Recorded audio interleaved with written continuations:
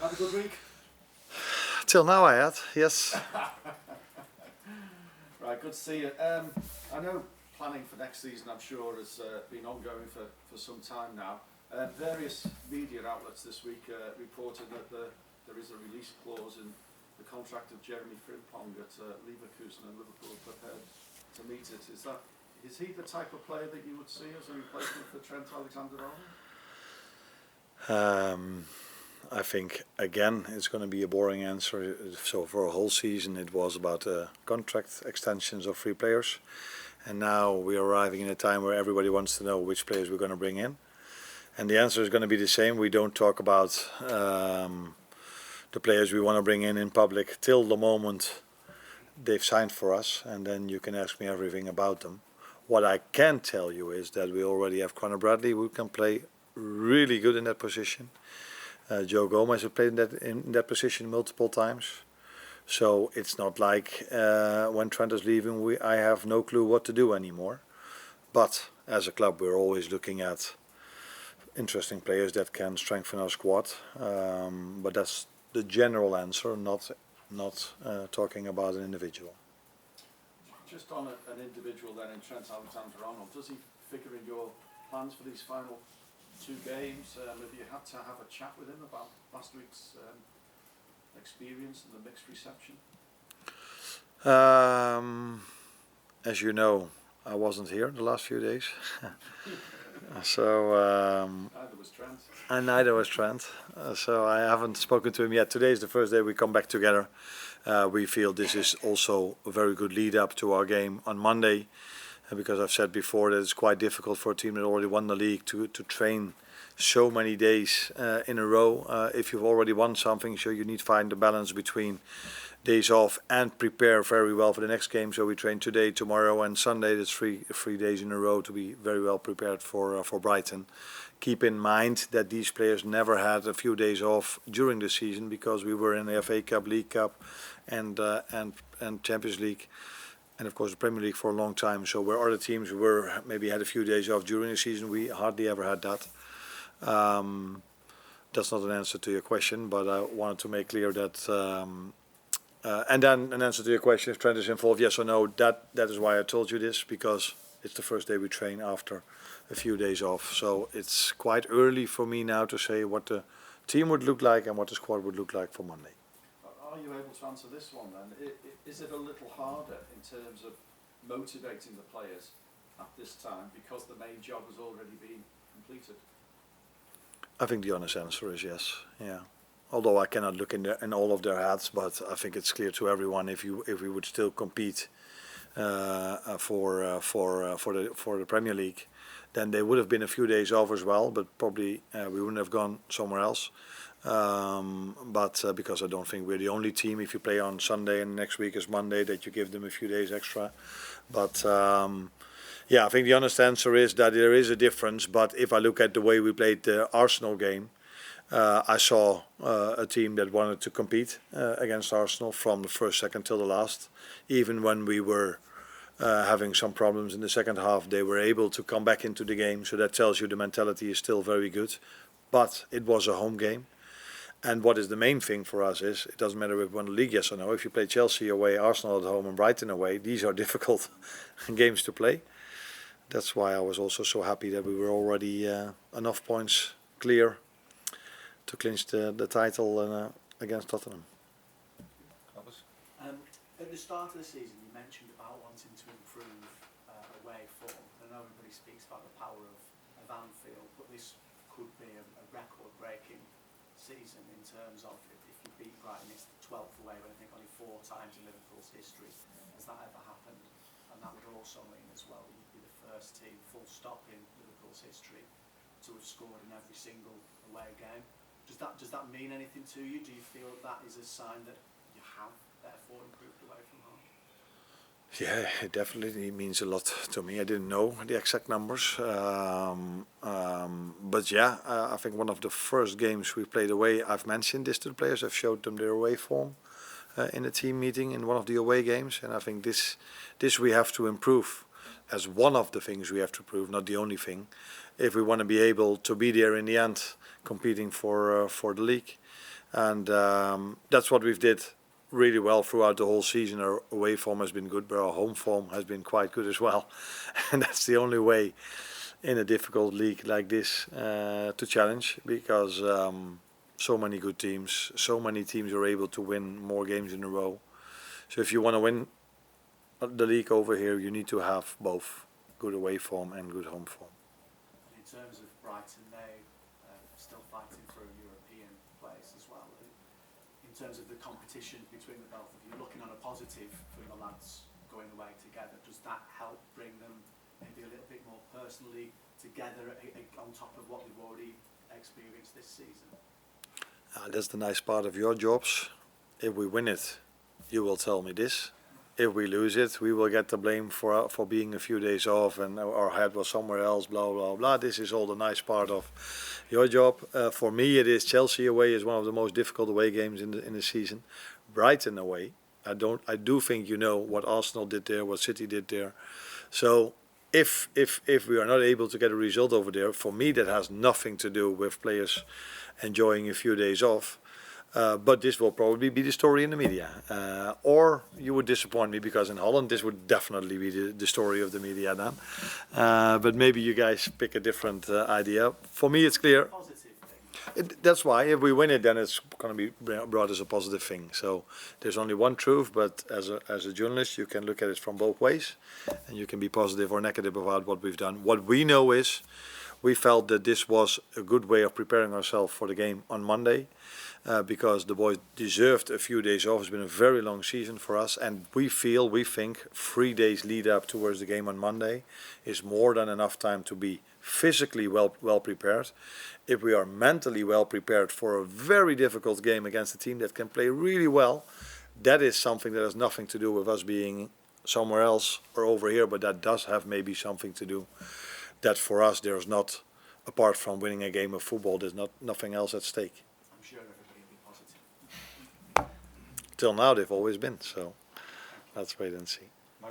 Arne, during the summer at all football clubs there's player trading, and I don't expect any names or factual about what's going to be happening, but there are ins and outs. Is there still an element of make your mind up time for you with regard to some of the players that haven't played as many games as they would have liked to have done in terms of balancing that out with players that would be on your list of potential incoming signings and those of the people involved in sort of incoming transfers?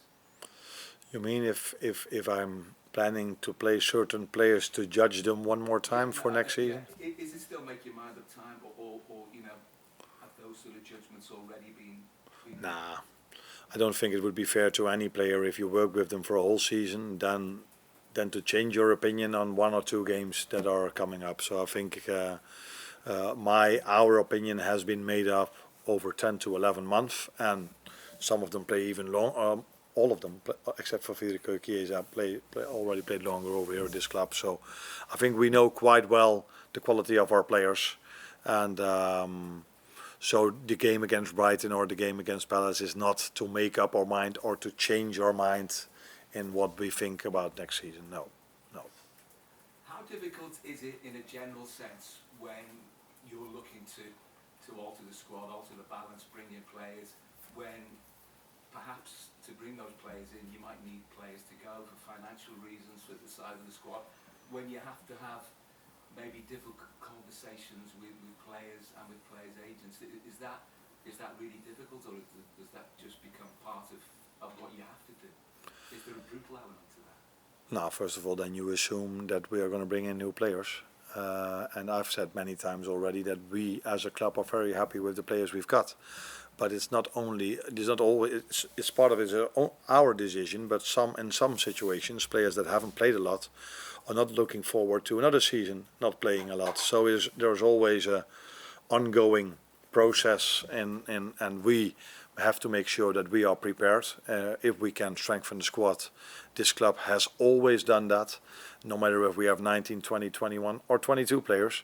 If we feel we can strengthen the squad, we do so, but it's difficult to strengthen the squad because there's a reason why we won the league, and that's why because we have so many great players. So it's an ongoing process where we are talking about, and I think this club has shown so many times in the past that they will make the right decisions, and we've made the right decision last season as well, not to bring in a player at all, except for Federico Chiesa, and that worked out quite well. Or not? I think it did. Yeah. Yeah, you can also talking about the balance of journalists about us being knocked out in the last 16 in the Champions League. So you can also look at it in a more negative way if you want to. Carl. Hi. You mentioned Chiesa there. He's obviously had a difficult season. I just wonder how much of a judgment has been helped to make on him, considering he hasn't had much match time, and does he deserve a bit more time, the next season to properly assess? In terms of the quality he has, he would deserve more playing time at this football club or the club he's playing for, because he has the quality to play for us. But unfortunately for him, he's in competition with Mo Salah when it's about the right wing, and I think he could also play as a left winger. But there's Cody Gakpo and Lucio Diaz, and I don't think I'm wrong if I tell you that these three have had all three of them have had a great season. So, and for him starting 1 or 2 or maybe even 3-0 down, because the moment he came in, he wasn't by a long time not as fit as the other players were. So that then, of course, doesn't help in the beginning, and before he was as fit as the rest.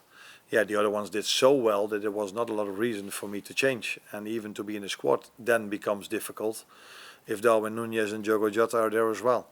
But is he good enough to play for us? Yes, he is. But apparently, I've always felt that Lucio Diaz, Cody Gakpo and Mo Salah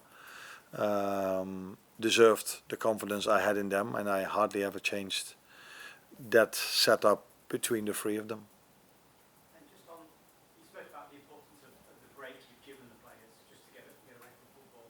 I just wonder how important it is for them to be able to celebrate what they've achieved in the season. I guess the opportunities to achieve what they've achieved don't come along that often, and the opportunity to celebrate it together don't really lend itself to No. the football season. Not true. Normally, especially in this league, but in general, even in Holland, it's the last game. It's really special. You should watch it.